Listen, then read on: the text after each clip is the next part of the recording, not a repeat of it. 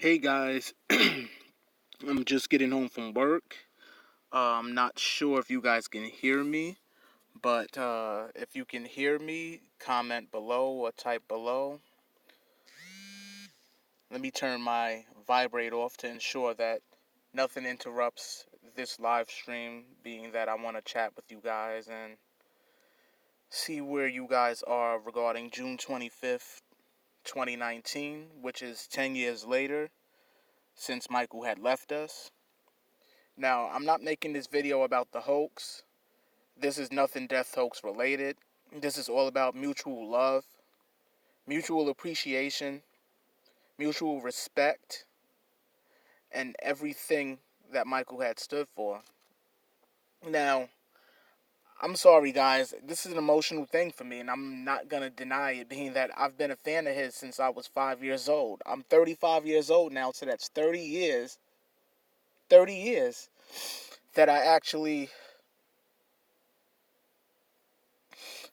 followed his career. Not even counting the death hoax or researching the death hoax, but just appreciating him for who he was and everything that he's done and what he's done for our planet and for people that he didn't even know.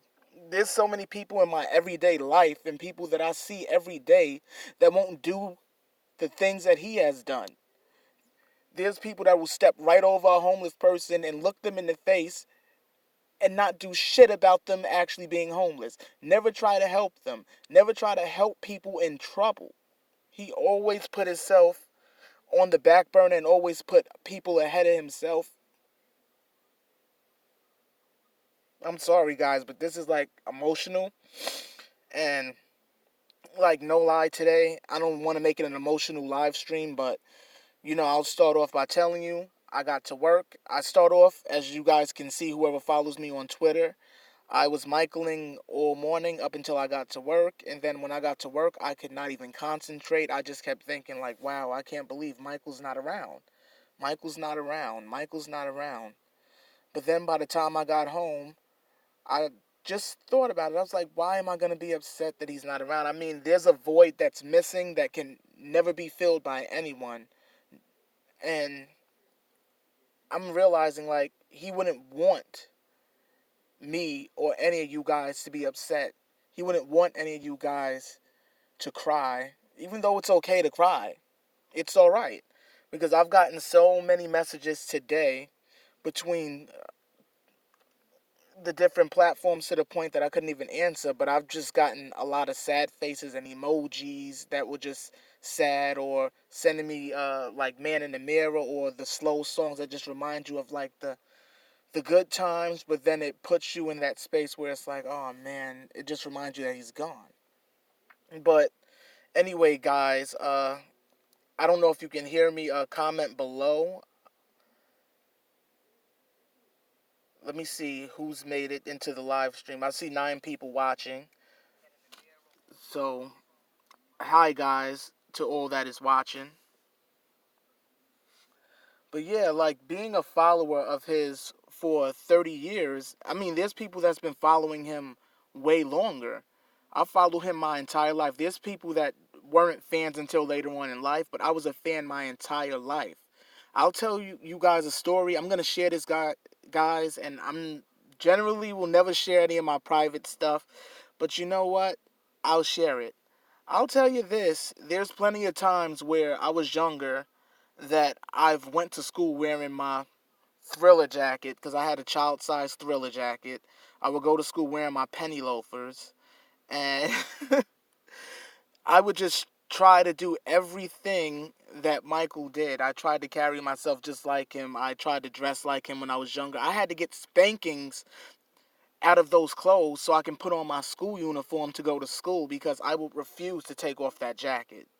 Like, there was no way in hell as a child that you was telling me anything about Michael Jackson.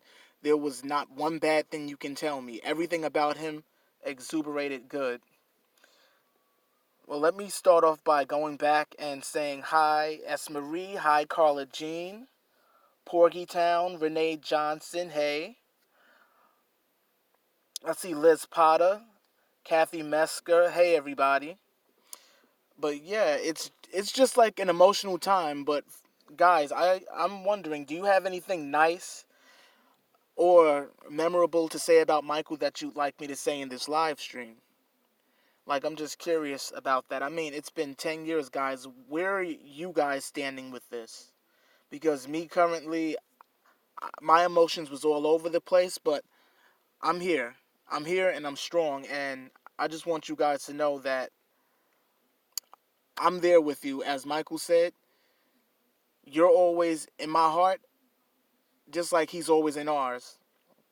Like, hi, we all love him. I met him in New York 2001, said Kathy Mesker. I've gotten to meet him also, and that was one of the most exciting moments of my life. I might have been just 5.5 years old. This was during a Disney World trip back in '88, where he was on break from the Bad Tour. He was on like second or third leg of I don't remember which leg it was, but he was on break, and I got to see him briefly for about 30 seconds. When I seen the crowd gathering around him, I was one of the first people to push through that crowd. Mind you, I wasn't even big enough to push through anyone, but I was doing it because it was him. And I got in front of him, and me being the child that I was a potty mouth child, and I cursed my head off. I can't believe that I actually literally was like, oh shit, it's fucking Michael Jackson, it's fucking Michael Jackson, oh my god, oh my god, oh my god. And like, I got dragged away by my grandmother and like pinched, like, to make my ass stop cursing, but I could not control it. It was just like the excitement alone, just seeing his energy and just seeing his face was just like one of the things that I'll always remember forever. I never got to see him perform live in person the way I always hoped that I would get the chance to, but I did get to meet him in person once as a child, and then once as a teenager when my uncle was in the group Groove Theory. He was also on Sony Records with Michael at that time. This is just before Michael actually left. Like, this is just before Michael actually left Sony, and my uncle and him was on the same label, so I had gotten to meet him once there, and that's about it. But past that, I've never gotten to see him perform live. I've never gotten to actually really just sit with him and talk to him and just learn everything about him, because I feel that I know everything there is to know about Michael, but he'd be able to tell you the full story from his own lips, being that I learned about him through research. But it would be nothing like actually hearing him say the things that I know from his own lips. Like, wow. And I'm just in shock, guys. 10 years later, you know why he can't be here. I really miss him, but I will see him soon.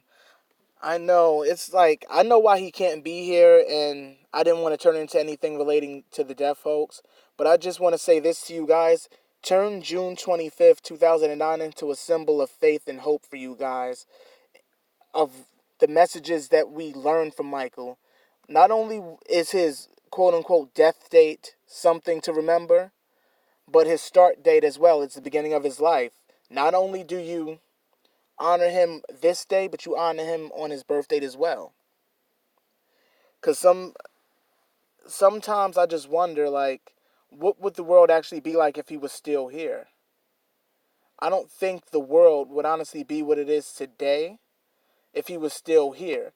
I don't think anybody would have been able to trash his name or make up these vicious lies and stories on him if he was still here. Like, and I don't mean still here as in a sense he's actually dead. I mean in the sense that he was actually still around to speak his truth and tell people that this is not what the truth is. This truth here, what I'm saying, is my truth. Allow me to speak my truth. But no one ever gave him that chance, even when he was alive. I'm sorry, all of the interviews that he did, that he tried to speak his truth in, they still kept trying to fish against him for, the bullshit that was behind them getting the truth from him. Instead of just listening to what he had to say, no one actually let him speak his truth in full with no interruption. And this is one thing that I always wanted to do, was meet him and sit down with him and just ask one question and just let him ramble and just talk and talk and talk, because I feel like I could listen to him talk for hours. I mean, if I can listen to him sing for hours, years and years and years and years and years, I can listen to him talk. I was 1 month from 15 in the hospital. Come on, people, tell some good stuff on MJ, please. Yes, he took time. Let me turn my brightness up on this tablet, because I'm reading the comment section on my tablet while I'm live streaming from my phone. But I hope you guys can hear me, because for some odd reason, this app actually goes in and out. But, well, yes, he took me to hug me, because I lost 2 family members in the Twin Towers. He was so down to earth and kind. He made my day and my life. Wow, Kathy, that's an awesome story. So that means you're from New York like I am then. Or you're from the East Coast, at least, for that matter. I met him, well, S. Marie says, I met him when he came to James Brown's funeral. It was after the funeral, and it was very quick because the security was in a hurry to get him into the vehicle. I notice a lot of times where you see Michael actually traveling someplace, there's no real chance to actually get to him, being that the security was always there. So, a lot of us fans were not as lucky to actually shake his hand or get a hug from him or just get that smile, being that they was always rushing him. And he always wanted to stop and talk to us. Michael loved us. Michael loved us, everybody. Like, he loved us. Oh, Renee, I'll give you a call when I can, if it's not too late by the time I do this live stream, because it's about 7:50 p.m. here. I'll give you a call. They are gold diggers, and thank you, yes. I thought he was still alive. Michael is still alive. That doesn't change the fact. Okay, this live stream is not technically about the death hoax. This is about the symbolism of June 25th and the fact that he's not here with us physically. Not in the fact that he's dead, but the fact that he's not here to speak with us, to console us, to actually get us through this. So us as moonwalkers, we get each other through this stuff. We have each other. The moonwalker community is so big to the point that we should actually be there. His message was togetherness and love, and I want to see togetherness come from all of this. I mean, 10 years later, what have we actually learned? What can you guys actually say that you've learned, not just from the death hoax, but from Michael Jackson in general? What exactly did you learn? I learned to love stronger and love harder and learn to let my guard down, because I'm not going to deny it. I'm a tough person when it comes to getting to know people, but in the same sense, I've decided that if I actually kept that up, I would never get to know the good that is within everyone. 10 years ago, like, I might have been just a Michael Jackson fan, but now I'm a super Michael Jackson fan. Like, researching his death hoax brought me even closer to Michael than I was growing up into adulthood from childhood. And it's like, I can't even explain my feelings. Like, if you could see the look on my face right now, and I'm trying my best to not even get into the teary-eyed, but yes, I will admit, as a grown adult male, yes, I cried over Michael Jackson's death when it happened, quote unquote, when it happened, and the fact that we're never going to get to see him again, because there's no telling if he would actually come back from wherever he is. I will never ever pretend and lie to my followers or subscribers and tell you that I know exactly where Michael is, because I don't. No one actually knows where he is, but he's still around because there's so many things pointing to him still being here. But it's just like, how do you move forward?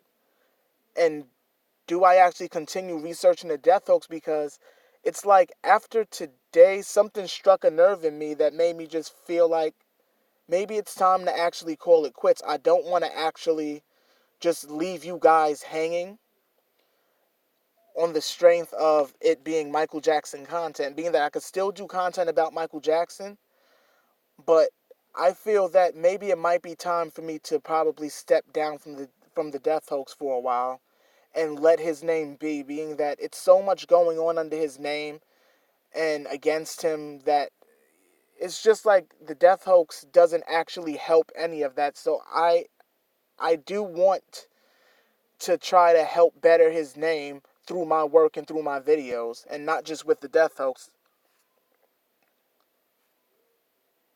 My aunt told me she shook his hand after the oh my god, she got to shake his hand. I would have so loved to shake his hand. I probably would have shit myself. I would have so shit myself, guys. Like, that's a little gross to say, but I mean, like, just the thought of him shaking my hand. Oh my goodness, I don't even know. He was so sweet. He gave me hope when I had none, but I lived because I was ill. He is alive and are in lives. I hear you, Renee. Honda for Life says, love what you do, Mr. P. Link's Applehead says, of course he's alive in our hearts. MJ said, love is the answer, Kathy Metzger says. Honda for Life says, the king lives. I agree with Sharon Jones. I wish we could talk to him and see him. I do, and I did cry at work earlier, like, especially when I was listening to Who Is It at my desk, when it came to that part where Michael had said, and not cried alone that night. Like, that part really just kept making me, like, tear up a little bit. And then not only that, this morning, when I was listening to a Michael Jackson playlist, apparently another song that I really love a lot made its way into the playlist accidentally. But it was Leonard Skinner's Freebird song. And just the lyrics to that song alone really struck a nerve with me because Michael is a free bird. He is a free bird. And he was a good free bird. Like, and he couldn't be changed from the good person that he was. No matter how many bad people came into his life and came into his circumference, he would not change the good person he was. He just kept doing good on top of good, on top of good, on top of good. I mean, he is one of the highest rated in the Guinness Book of Records as the highest spending celebrity in the realms of philanthropy.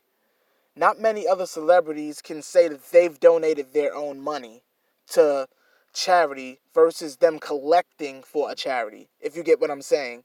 Like, Michael would give money from his own pocket to charities versus just using his charity, which was the Heal the World Foundation, to, of course, help heal the world. I'm so trying my best not to tear up because I'm like sitting here looking at your comments and I'm looking through his pictures and it's just like, what else can we actually say that, Renee, don't cry. It's okay to cry, but don't cry. I'm here with you. And I definitely agree with Kathy. I feel him around me, and I think that's what's keeping me from crying, but crying on the inside right now while I'm talking to you guys. And wow, there's 23 of you guys with me. Thank you for tuning in and joining. But yes, I agree, Lynx. A man like him can never be forgotten. Someone of his caliber can never be forgotten. Even though I didn't know him on a personal level the way his family did, it feels like I've known him my entire life. I grew up. It feels like he raised me, pretty much. Not just through music, but through his kind words and his philanthropy and his efforts that he brought into my life and brought into all of our lives that actually changed a lot of the way we think for the better. Like, I will not deny it, guys. 10 years ago, I was not as strong on the mental sense when it came to getting to know people. I would withdraw myself and keep myself from knowing people because I seen that I couldn't, originally, I'll say that I felt that I couldn't trust people. But then watching him and seeing that he would bring people into his circle and help them is what made me open myself up more. But then, as I started researching the death hoax, it has me in the middle because it's like, as much as he brought people into his life to try to help them, there's also the same bad people that actually fucked his life up and messed his life up big time. And there's some of the reasons as to why he's not here now. Like, I miss him every day too, S. Marie, trust me. Yeah, and it's like, it's crazy how he cared for strangers like they were his own family. He would give the jacket off his back, the hat off his head, even his surgical mask if he could. He would give it to you if he needed to. He's never told people no, and that was one of the biggest things that I can say that I wish he learned to do, was to tell people no so he didn't get taken advantage of as much as he did. Because a lot of the people that he did help did not need help. A lot of the people that he helped did not need help, and they were just being greedy bastards. But of course, his heart being as big as it was, he was willing to help anybody. I wish I was able to play music, but I'm actually refraining from playing music, being that YouTube would flag my video and you guys wouldn't be able to actually replay it. So I'm trying to avoid playing any of. I want to play Michael's music for you guys, but I'm avoiding playing it, being that I don't want them to flag the video, because once you guys go to replay it, there'll be like flags or stuff on my videos, and it's like it's so much nonsense to file disputes and stuff on my videos when I add his music, because it's happened to me a lot over the last couple of months that I've been posting. Like, I started posting with his music, and then I had to redo certain videos with just like an instrumental or something. He got hurt because he did trust them. I agree. He definitely put his trust in so many people that he shouldn't have. Like, of course, you've seen the video that I posted recently, Escape Plan 2, but his issues with Tome being physically aggressive. I dropped my phone, so I hope you didn't hear that, but Tome being physically aggressive with him as well as verbally aggressive, and also being a scammer. He scammed Michael out of so much money, and even now in 2019, him winning that lawsuit that he won against the estate, claiming that he was still owed money from when he worked for Michael. I guarantee any documents he provided for that trial and that case as evidence was totally forged. If you guys seen in the Escape Plan 2, you see in that video that there was a document that I showed, which was on the right side, Michael's signature was on one side, and then on the left side was also Michael's signature, but not Michael's signature because that was signed by Tomei. So it's like, there's been so many weird instances come up in his life, and he still put all his trust in these people until he couldn't no more. And last night I was watching MJ Fan Forever in a Day's live stream, Brandy. That was a really good live stream. She really spoke so truthfully and so honestly. And I'm going to repeat something that she said to me. Well, not to me, but to all of us who actually watched last night. Guys, don't let anyone swindle you online believing that they're Michael, because a lot of these because I just got a message on Instagram, and it reminded me of what she had said last night. And please, guys, I know you guys see a lot of people online saying that they're Michael, or people that have come up like Bobby Anderson or Peter Medani. They're not Michael Jackson. I doubt, like she said, like MJ Fan Forever in a Day said, I for sure doubt, and I for sure believe that Michael Jackson would never, in any way, shape, or form, be on the internet just willy-nilly talking to people and being on Messenger and being on Twitter. I can't see him doing that. However, I do think and believe that if he is on the internet, it's being done by someone else, and he's being shown the internet. He's not actually doing it himself. I don't think he would actually put himself in that predicament where he would actually be online for anyone to be able to pinpoint him and say that they're him. Like, guys, I'm sorry, Michael Jackson did not own a chip brand. That was also something someone asked me about in my inbox, about Peter Medani's potato chip, dangerous potato chip line. Michael Jackson did not own or sell potato chips. He was a spokesperson for a soda company for Pepsi, but he never sold potato chips. He didn't make potato chips or trinkets or things of that nature. Anything that he made would have been tied to MJJ Productions, which was his LLC at the time, which is still his LLC actually. But let me go back and read some of this. Honda for Life says, never met the king of pop, but he changed all of our lives. I would have given anything to meet him. He was a giving, kind person. I definitely agree. Hi, Erica. I see you there in the comment section. Tomei was definitely a cruel man, April, for sure. And yeah, look what Berry Gordy definitely did. Like, Berry Gordy, it started, I'm sorry, Berry Gordy is another case scenario. Like, I have a lot of respect for that man as a musical producer and a music CEO as the founder of Motown.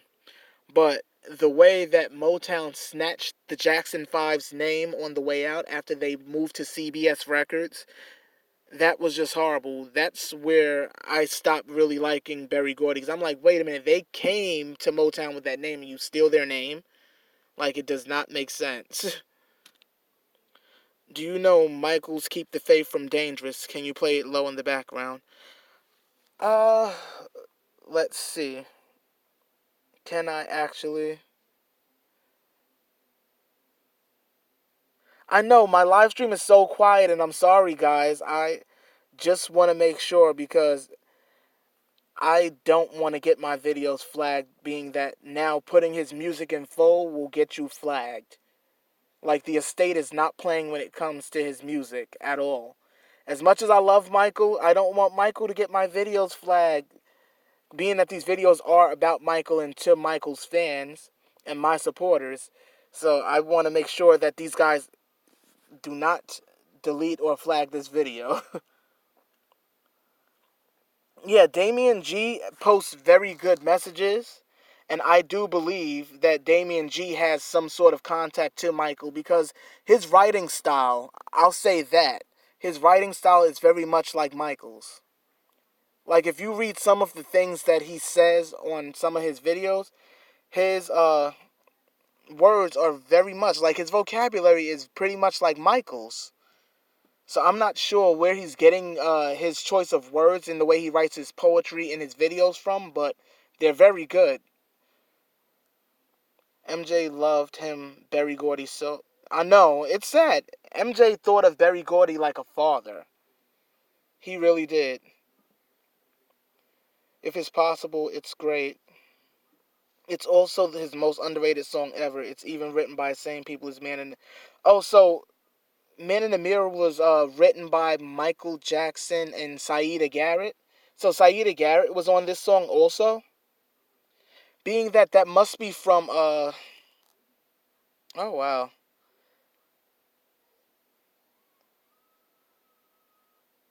I do too. He's very smart. C4 very cheap, too cheap for a king. Yeah, I follow Damien G too. I follow MJ Fan Forever and a Day. Brandy, she's great. I've been following her since the very beginning, since maybe June or July. I don't remember when she popped up, June or July 2009.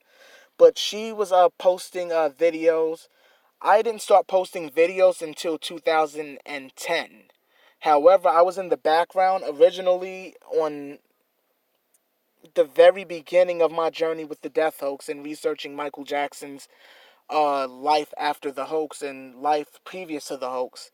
I started researching sometime, I would say, in probably at the beginning of July, but I didn't start posting to YouTube until 2010, the following year.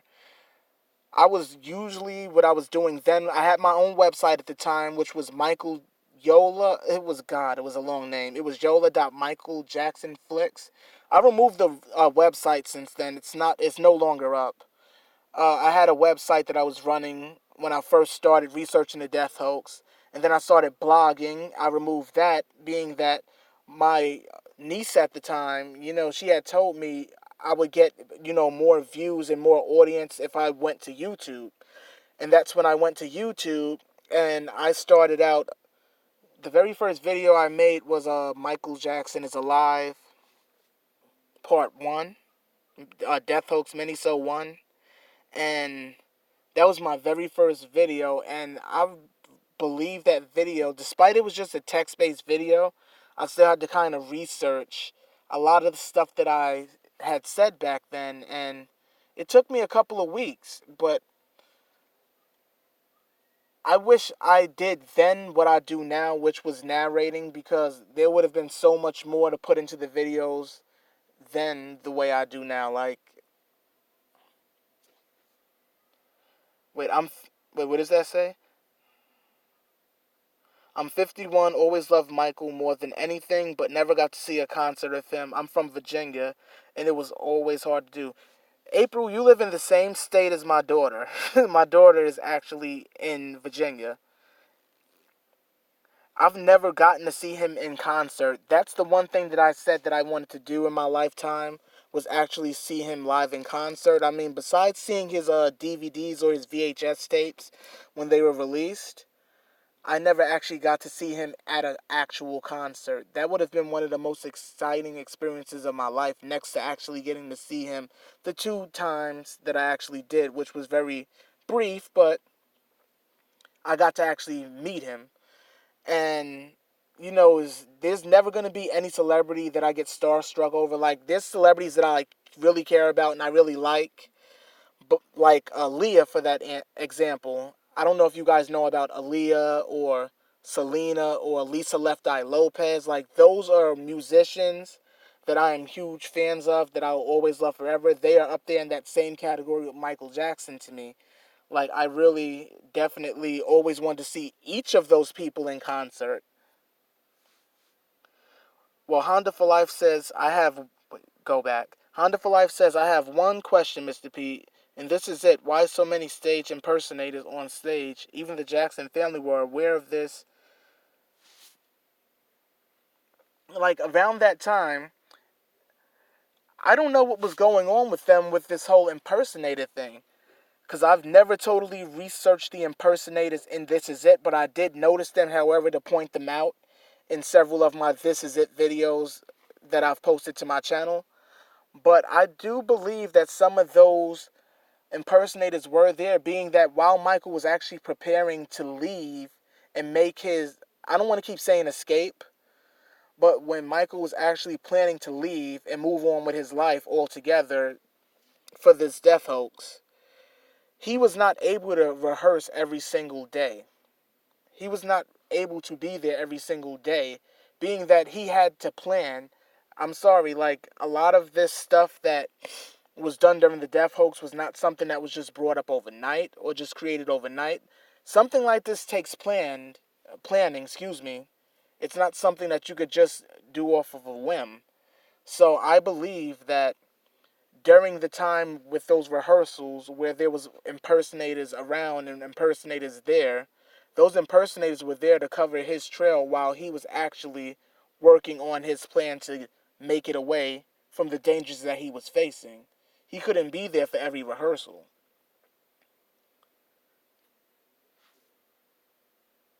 Why did they hurt him? I honestly wish I had a definitive answer for that. I'm not going to lie to you and tell you that I know why they hurt him. But a lot of people speculated they hurt him for the money, that his name was worth more dead than it would be alive. I mean, if you seen the way his name and sales of anything tied to his name back in June 25th, 2009, how they skyrocketed. Like, memorabilia that you would see for like $2 on Wish had skyrocketed even. I mean, this was something major. Like, his name carried so much monetary value, and to me, I honestly believe that they hurt him because he actually was worth more dead to them than he was alive.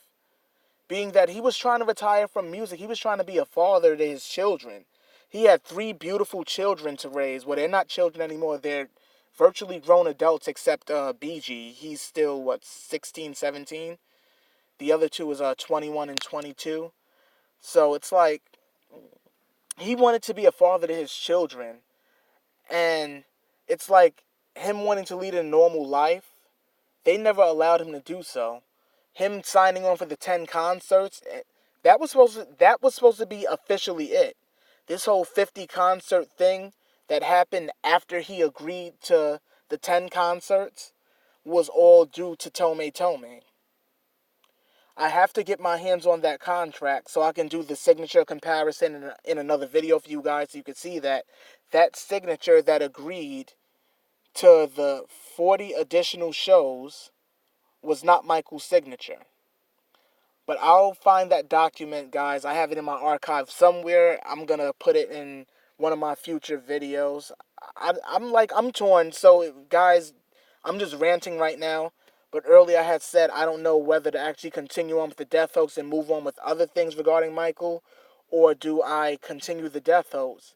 Because today struck such a nerve with me to the point I feel virtually bad exposing. I feel like it's exposing why he did what he did, because he had good reason to actually fake his death. He had good reason to fake his death, and I feel like now I've reached that point where I could actually say, guys, where else can we actually go regarding the death hoax? Where's this death hoax going to actually go now that we've reached the 10-year mark? Let me see. I will tell you later. He gets his words, okay? Just call me. If it's still early enough, Renee, I'll give you a call tonight. If not, I'll give you a call tomorrow after work. Erica says, wow, that's a long time. See, people have speculated that Michael was Jack Crooner, and I started researching that, but I kind of left it alone, being that I didn't want to be one of the people that was, oh, wait, that's him. That's him. Oh, now, I will say this. When you look at Jack Crooner, and you look at the character from Michael's Ghost short film, Michael plays this fat old guy with glasses who hates Michael in the short film, and Jack Crooner kind of reminds me of that character that Michael played in the Ghost short film. Now, if you agree with me, you can comment down below. But I honestly have to say, it was a possibility that Michael could have been Jack Crooner, especially due to some of the videos that I've come across. Like, several believers have shared so many things with me that I have not actually put out yet, being that I said I wouldn't use it until they were ready. But a lot of things that I've received so far regarding Jack Crooner point that could have been Michael Jackson, due to the fact is that Omar Betty and Prince Jackson has hung out on that yacht with I keep saying Omar. Omar Betty and Prince Jackson actually has hung out on that yacht plenty of times with Jack Crooner. And I've always wondered, what is their relationship to him besides him being a famous singer? What exactly is their connection to him? Because he's not a family member. Michael Jackson never hung around Jack Crooner previous to him actually leaving on June 25th, 2009. They didn't. That's why I'm like, where did Jack Crooner actually come from? Then also, I was told, I don't want to give too much away, being that I said I wouldn't use too much of what I was given, but the yacht that Omer is on, he took several pictures there in front of a red pool table, which belonged to Jack Crooner and his girlfriend Elixia or something. I can't pronounce her name properly. It's Eleyxia or something, Elixia. If I'm saying it wrong, please do not laugh at me. But I'm just trying to. I think it's Elixia or Elixia. I'm not sure, but she's a famous pop singer overseas, and she is rumored to be the owner of that yacht that Jack Crooner is living on with her. Not only that, that same yacht was docked by the bay, and I've seen several pictures where Elixia or Alicia, whichever her name is, she's walking a dog down the dock, and you can see that same red pool table, being that you never see Prince Jackson and Omer Betty with this girl, but you always see them with Jack Crooner. But however, when you see her outside the yacht and she's filming and recording, you see her turn her camera back towards the yacht, and you can see that same red pool table that Omer and Prince Jackson actually play on when they go to that yacht. So I'm like, oh wow, so that's definitely the same yacht. So they're not making it up that Jack Crooner and this girl is actually seeing each other. So however, if Michael is Jack Crooner, that means this person will be his girlfriend. I don't want to get into that too much though, but that's all I know about Jack Crooner, that he's living on a yacht. He has a girlfriend named Alicia or Elixia, And Prince Jackson and Omer Betty actually visits that yacht frequently. There's been several pictures of them on that yacht, playing pool, sitting with Jack, laughing and joking. Not only that, that same dock is close to a beach, which is the beach that Omar Betty actually took a photo of, which was rumored to be Michael. I don't know if you guys remember. Let me see if I can find the photo real fast, and I'm going to put the photo up. So that way, you'll see what I'm talking about. Please, where is the photo? Oh, forgive my muttering and mumbling. I'm trying to quickly find the photo for you guys. Where is it? Where is it? Where is it? Where is it? I cannot find it because I have like a billion and one photos, so it's like very hard to find. Being that I'm live streaming from my phone currently, so it's like a big heap of mess in my phone. Okay, well, I'll continue talking while I scroll through the photos. But let me go back. Have you listened to Pearl, and what do you think? I've heard several things that Pearl says, but I can't say that I'm a total follower. I only actually hear what other fans or subscribers of mine actually tells me regarding her.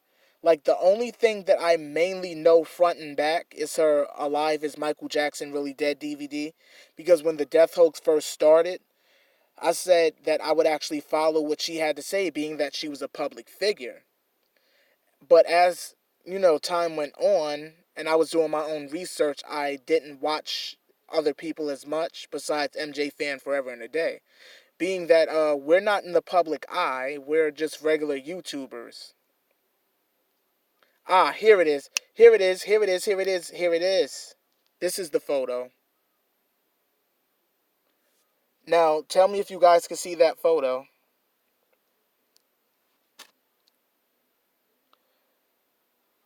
Let me answer that. April, my daughter is from New York, but she became a little country once she got down there. She kind of gained a little accent. Now, do you see that picture? That photo on the right side was the photo that Omer Betty posted to his Instagram story back in February. That was the last photo that I actually had seen regarding something along the lines of a death hoax from someone that Michael knows. Omer Betty actually posted this to his Instagram story. And a couple of weeks ago, when he was live streaming, I decided to, ask a question. And I seen him say during the live stream, "Oh God, that again." Like, okay, I should have honestly screen recorded that, but I didn't screen record it. And he said this is one of the reasons why he doesn't save his live streams, because he doesn't want to be screen recorded. So, but yeah, when I sent a question, being that it allows you to send questions to someone on Instagram while they're live streaming, I actually asked, was that actually Michael Jackson on that beach back in February 2019 on your Instagram story? And he said, "Oh, that again?" And then didn't even answer me. So I said that right there was a confirmation that that might have been Michael on that beach. But I don't think for sure. This might be a potential hoax, that he is probably playing a prank on us. Because I can't see Michael still having his hair long and messy. Like, if you see the photo, like, his hair is really, really messy, and he wasn't one to really do the messy hair. I'm sorry, his hair was like his everything. As you guys know, he really loved his hair a lot. He had like the best hairstyles you would actually see for a guy to actually sport. Let me see if I can find the photo of it by itself, so you guys could actually see it. That was just a side-by-side picture, being that that was my comparison that I was going to put into a video, but I never actually made the video. I actually canceled the video, but I'm still considering researching more on that. Where is it? I know I don't want to keep rambling and driving you guys crazy. Oh my God, there's 38 people here. Like, wow. This is amazing. I've never had this many people join a live stream with me before.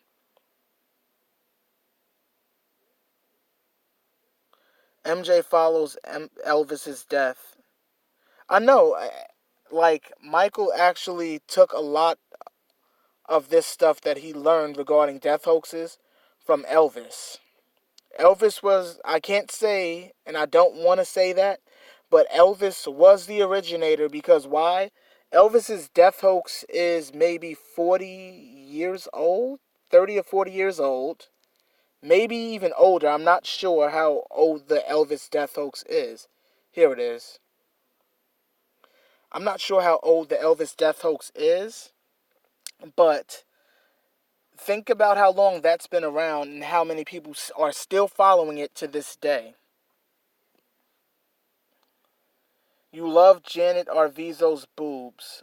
Great for you, Caracol, whatever your name is. Anyway, I'm not entertaining that you love Janet Arvizo's boobs. Now, this is the photo that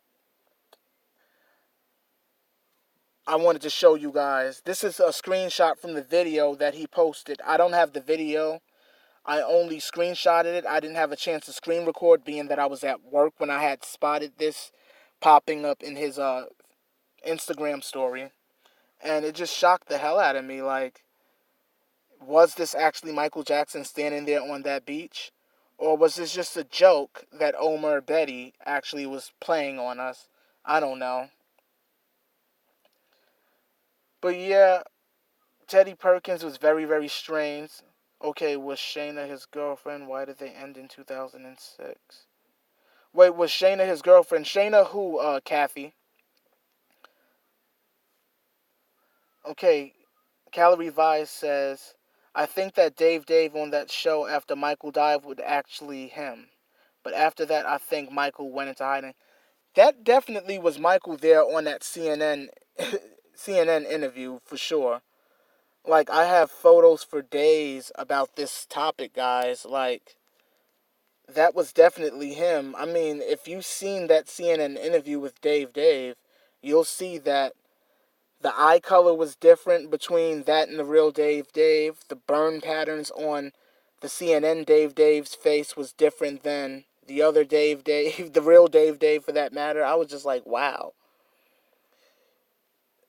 Yeah, I'm just trying to go through stuff little by little, but my phone is so cluttered and junky, I almost gave you my phone bill for a second. Here it is. Here's another photo. Jack Crooner was MJ's doctor. Jack Crooner is a singer. Michael's doctor was Conrad Murray. And then Michael's other doctor was Arnie Klein. And he had several other doctors and dermatologists that he had frequented. But yes, Yasmin, you definitely made it. Gosh, why are all the photos popping up really tiny? I don't get it. I don't get why they're popping up. Has Jack Crooner said anything about the rumor? Jack Crooner actually has been really quiet. I don't hear anything. I followed Jack Crooner, and a lot of other people follow him as well. And if they've heard anything before I did, they would have actually, for sure. I don't know. Can I actually rotate the screen? It's not letting me rotate. I don't get it. Thank you, Mr. P. You are so sweet. Thank you, Janesta. I appreciate that. Pan, you made it. Yasmin made it. 42 people. Well, I'm glad that you guys are actually here. But I will tell you guys this. Don't let June 25th be another sad day for you. Make this a cheerful day. Don't even think of it as just the day that he actually left us. Think of it as a day to celebrate, being that this gives us the chance to actually think of all the good he's done, to actually enjoy the music, watch the short films and the music videos, and just feel his energy and feel his spirit and feel everything that he exuded. I mean, can you look at a picture of Michael and not just smile or laugh or giggle? Does not seeing Michael Jackson's videos make you happy? Hearing his music make you happy? I know damn sure it makes me happy. It for sure makes me happy.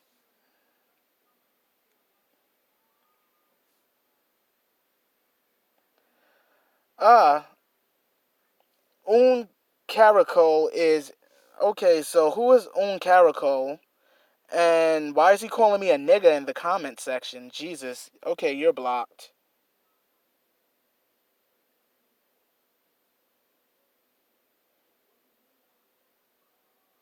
Yeah, I don't do... You're in timeout, Caracol, because you're using the N-word, and, like, I don't do any of that stuff. He did have the best hair for sure. Yes, he did. But why would he tease like that? I'm not sure why would he tease like that.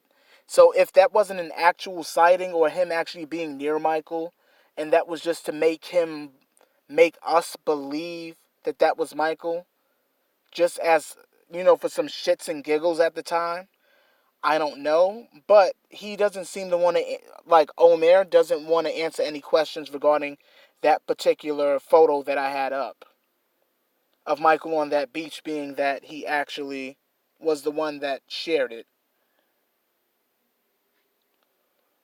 It was wigs, he told me. He told me his hair never grew back.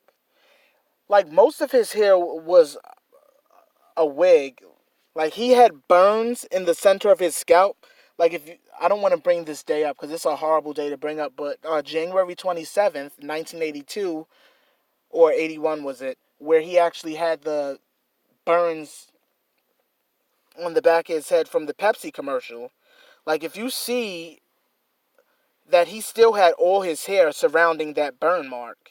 So he didn't totally wear wigs in full. He actually wore hair pieces.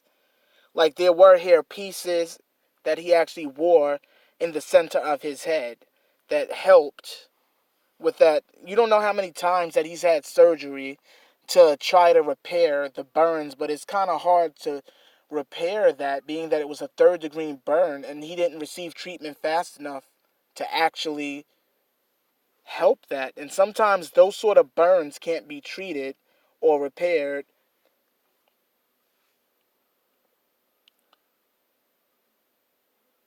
Wait, when will you make part three? Part three? Well, I just started a new job as of 3 days ago.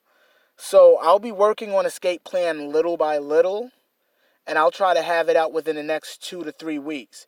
I don't want to make it that long where I have you guys wait that long. I'm trying to work on something shorter in the meantime, because the Escape Plan series, I'm trying to make each episode longer and longer, so that way each episode is more informative. Like, the first episode was like 8 minutes, episode 1.5 was like 3 minutes, and episode 2 itself was 14 minutes. So the next video of Escape Plan, I'm hoping to make at least maybe 20 minutes with more information, so that way you guys have something to walk away with.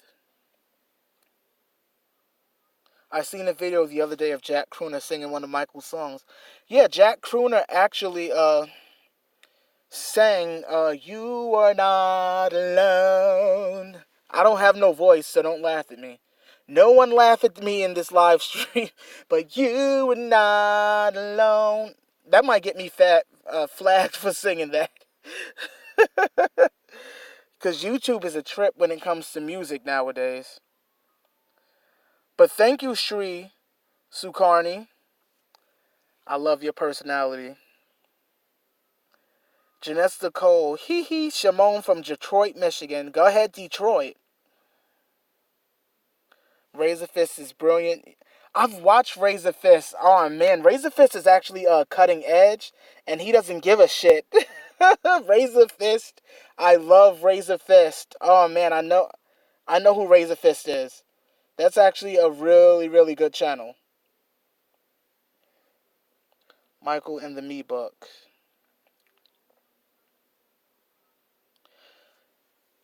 I didn't get to read the book yet. I'm going to actually look that up and place an order for it. I'm going to look it up after the live stream and check it out. Michael and Me. I'm going to look that up.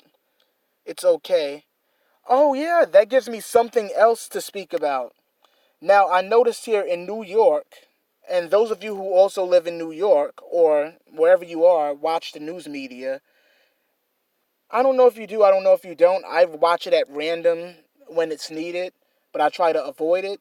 But I just watched it today to see if any of the news media would have anything positive to say about Michael Jackson. And I'm going to start with CBS. Now, CBS is where you see BS, obviously. And that's the channel where Gayle King is a anchor. And she obviously is a hater of Michael. And she's one of the reasons why today CBS didn't even have nothing, not